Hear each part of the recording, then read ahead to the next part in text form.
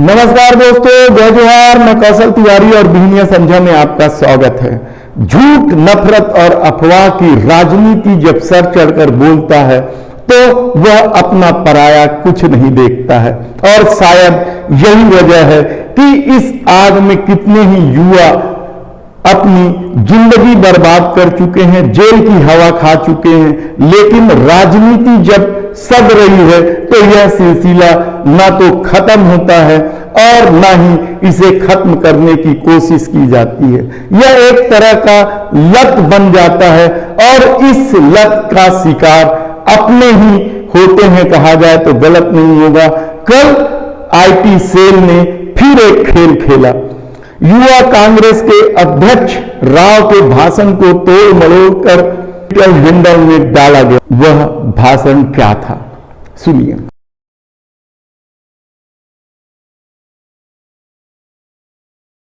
बना के बिठा दिया करके वो स्मृति ईरानी थोड़ा घूंगे बेरी हो गया। मैं उनको कहना चाहता हूं, उसी दयान को, महंगाई दयान को डार्लिंग बना के बेडरूम में बिठाने का काम किया है। महंगाई को कि नफरत के खेल में या कांग्रेस को बदनाम करने के खेल में किस तरीके से भाजपा आईटी सेल ने वीडियो में तोड़ मरोड़ कैसे राजनीतिक फायदे के लिए इस्तेमाल करना शुरू किया।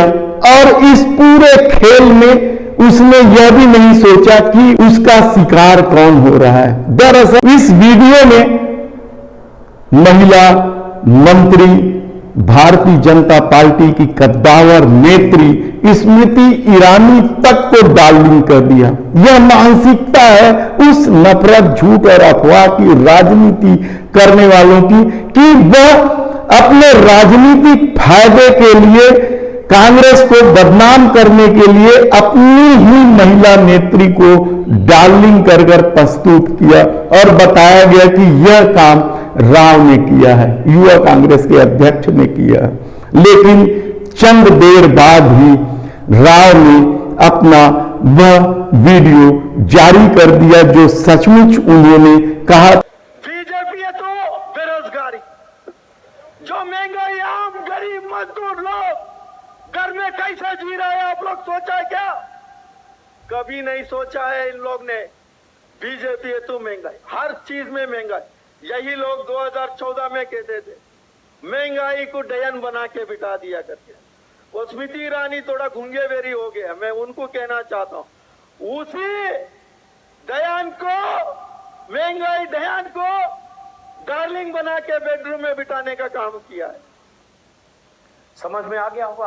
और पोल खुलते ही आईटी सेल ने वह वीडियो गायब कर दिया। हम आपको एक एक चीजें दिखा रहे हैं, सुना रहे हैं और समझा रहे हैं कि झूठ, अफवाह और नफरत की इस राजनीति के दौर में, इस पागलपन के दौर में अपनों को बचा लीजिए, अपने बच्चों को बचा लीजिए, नहीं तो आप बाद में बेहद पछताएंगे। क्योंकि राजनीति अपने हिसाब से चलती है, वह यह नहीं देखती है कि इसका शिकार कौन हो रहा है। उन्हें तो सत्ता ही चाहिए। तब सवाल यह है कि क्या इसी तरीके के सांस्कृतिक राष्ट्रवाद और संस्कार का खेल सालों से चल रहा था? क्या इस खेल में यह भी नहीं देखा जा रहा था कि इसके शिकार कौन होंगे? इस देश को किस तरीके से नफरत की आग में जलाने की कोशिश हुई, इसका एक और उदाहरण तो वह मित्र प्रेम है, जब हिडनबर्ग की रिपोर्ट आने के बाद सामने आई।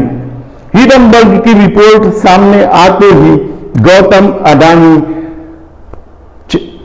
सामने आ गए और कहा कि यह भारत पर हमला है। उन्होंने कह दिया भारत पर हमला है। और हैरानी की बात तो यह है कि बांगड़ बिल्ले भी इसे मान लिए कि यह भारत पर हमला है और पूरे बांगड़ बिल्ले ताम झाम के साथ गौतम अडानी के पक्ष में नजर आने लगे।